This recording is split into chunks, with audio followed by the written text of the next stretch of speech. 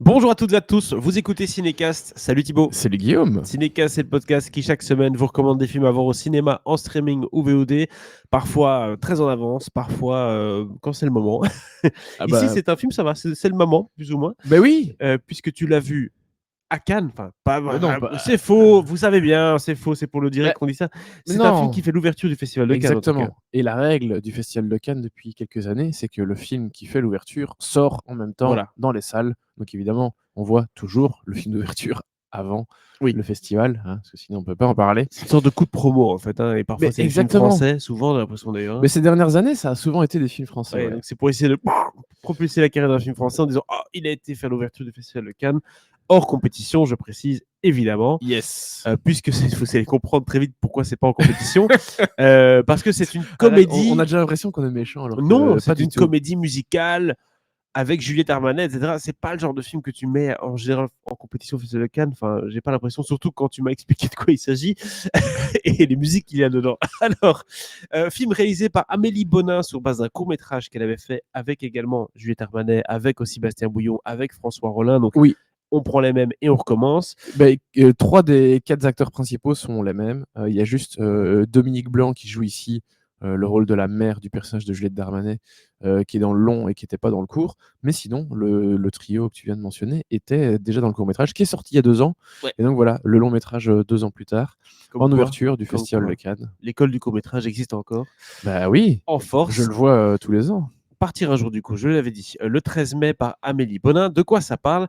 Ça parle de Cécile qui s'apprête à réaliser son rêve, c'est d'ouvrir un restaurant gastronomique.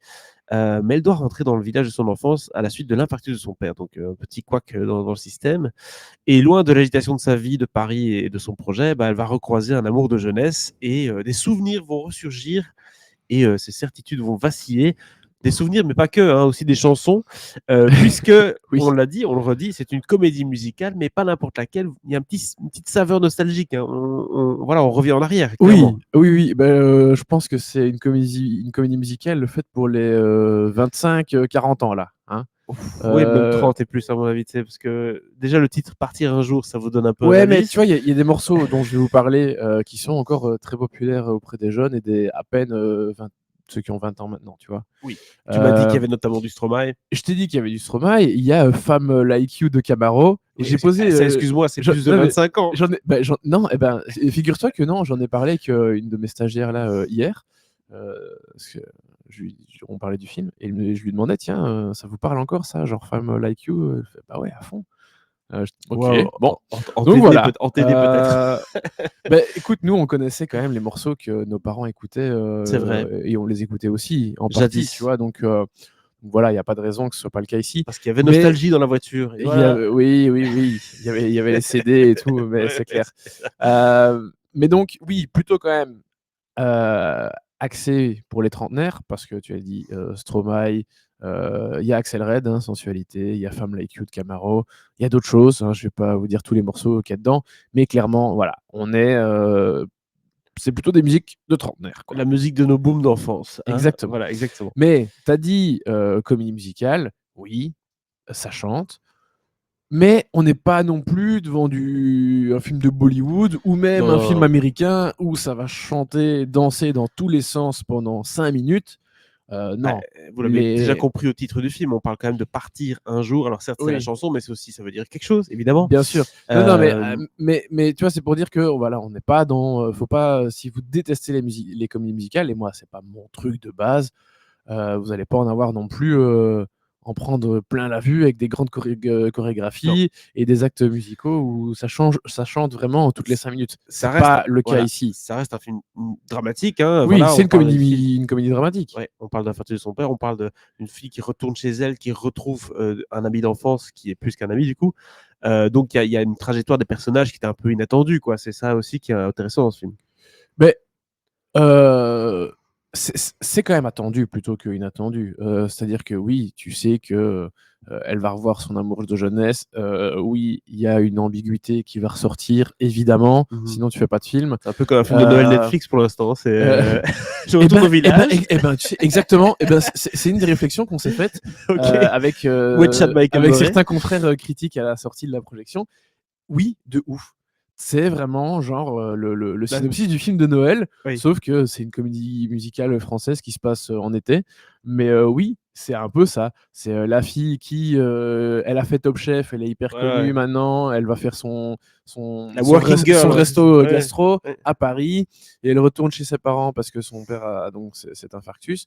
Et lui, il fait de la cuisine dans un resto Ah oui, relais waouh! pour chauffeur routier, quoi, tu Parce qu'il est vois. cuisinier en Mais plus. oui, Magnifique. et évidemment, elle, dans Top Chef, elle a balancé des petites piques à gauche, à droite. Tu penses bien que le père, il était noté toutes les piques et qu'il lui ressort. Alors, épisode 4 de Top Chef, tu as dit. Gna, gna, gna. Ok, Ah OK. grosse En fait, ambiance, tu il y vois. a un côté enfant phare, sauf que c'est en cuisine, quoi. Heu, Et tu vois, évidemment, le père, il fait. C'est déjà son 3e ou 4e infarctus en plus. Mais c'est toute sa vie, ce resto. Donc, il veut pas arrêter. Bref, tu vois le bordel. La mère, elle attend que ça, c'est que son mari arrête parce qu'elle-même, elle a un peu des rêves. Eux, quand tu vois, quand tu bosses dans la restauration, c'est, presque à H24, la base, c'est un rêve, oui, bien sûr. c'est presque H24, 7 jours sur 7. Tu C'est vois, tu un sale tu prends travail, pas de ouais. congé, Ouais, ouais. enfin voilà, à moins d'être proprio de resto et voilà, mais Oui, si tu es cuistot ou tu es chef, machin, non, ta vie, c'est compliqué, faut le vouloir, quoi. Et elle va s'enfermer dans son camping-car de temps en temps, où elle a des guides de l'Italie posés en attendant de faire ce voyage un ouais. jour, qu'elle attend depuis limite des dizaines d'années, quoi, tu vois. Ouais. Donc, chaque personnage a ses petits soucis. Et donc, le film, c'est l'occasion de retrouvailles, de se remémorer des souvenirs, d'essayer de se comprendre aussi, d'avancer, parce que clairement, la mère, enfin la fille, Cécile et son père, c'est une relation amoureuse, hein, parce que Oui. euh, bon, elle fait de la cuisine comme son père, mais elle va faire l'opposé. Donc, tu vois, c'est plein de petites choses comme ça. Ce qui Ouais. fait que, oui, les trajectoires des personnages sont quand même plutôt attendues, mais elles sont touchantes. Et, euh, et puis, ben, voilà, c'est vraiment une réflexion sur. Enfin, en tant que spectateur, on va avoir des réflexions qu'on peut avoir dans la vie de tous les jours. Tu vois, on va pas. Enfin, c'est des questions que tout le monde peut se poser tout le Tout à temps. fait. C'est des sujets Donc, ça va parler à tout le très monde. familiaux, très, c'est universels, Oui, mais avec en plus des chansons de notre enfance, oui, avec le côté film de Noël du coup, enfin, c'est pas un film de Noël, mais la structure du film de Noël qui le rend très accessible, hein, j'ai envie de dire, oui. parce que Ouais, voilà, ouais, c'est ouais. facile à suivre, tout le monde comprend l'histoire très vite, voilà, donc c'est un film qui est multigénérationnel. Donc sur papier, gros potentiel pour ce film quand même, hein, pour le succès en salle, il y a des chances, quoi. Oui, Puisqu'on est oui, quand même dans une oui. formule gagnante, hein. Oui, ça c'est clair. Chez nous, je pense que c'est un film qui peut marcher, surtout que, comme souvent avec les comédies dramatiques, et en plus le petit côté comédie musicale qui vient relever tout ça, bah, ça parle quand même de sujets lourds, mais avec une certaine légèreté, et on tombe pas dans le truc hyper dépressif et tout. Il y a quand Mmh. même un peu de l'espoir, etc. Ouais, Donc, c'est l'été et tout quoi déjà, hein, donc bah il oui. y a ce côté un peu good vibes, Donc ouais. je pense que pour un public francophone, oui, ça va parler. C'est multi-générationnel, comme tu l'as Juliette dit. Armanet, voilà, c'est aussi quelqu'un qui compte dans. Après, ici, même si bon, pour le grand public s'en fout de ce que je vais dire, mais c'est très très franco-français. Ah oui, Pas sûr que ah, c'était le meilleur choix possible pour un film d'ouverture de Cannes. j'ai hâte de voir la critique dans Variety pour avoir un petit avis américain. Ouais, mais bon, voilà, c'est comme ça, c'est un petit bonbon qui se Ouais, déguste, c'est avec plaisir. un petit coup de pouce pour le Et, cinéma français. et voilà, même si certaines chansons sont très, enfin, c'est quand même très axé sur une certaine tranche d'âge, donc je pense que c'est quand même très connoté générationnellement parlant. Et À voir, mais comme les et thématiques, etc., sont multigénérationnelles, je pense quand même que ça peut parler à tout le monde. surtout que la classe, qu'on vise avec ce film-ci, donc les jeunes de 30 ans, entre 30 et 40 ans, c'est pas la classe qui va le plus au cinéma. Non, Souvent, ils ont des enfants, ils sont occupés. S'ils doivent choisir entre un resto ou un cinoche, ils choisissent le resto. Souvent, le cinéma, c'est soit de très jeune, soit de plus âgé. Mais le middle, c'est assez compliqué de les amener au cinéma. Donc voilà, faut voir un peu ce que ça va donner. ouais. Curieux tout ça. En tout cas, bel objet de cinéma que ce Partir un jour. N'hésitez pas à nous dire dans les commentaires ce que vous avez pensé du film si vous avez eu l'occasion de le voir suite à cette critique-ci. En tout cas, Thibaut, tu lui donnais un Bah, bon 3 étoiles, et puis voilà, je l'ai dit, ça sort, là, maintenant, le 13. Ouais. dès ce 13 mai, au soir, et puis donc n'hésitez pas à aller le voir. Exactement. Abonnez-vous au podcast sur la plateforme de votre choix pour ne pas manquer toutes nos critiques, et Dieu sait qu'il y en aura.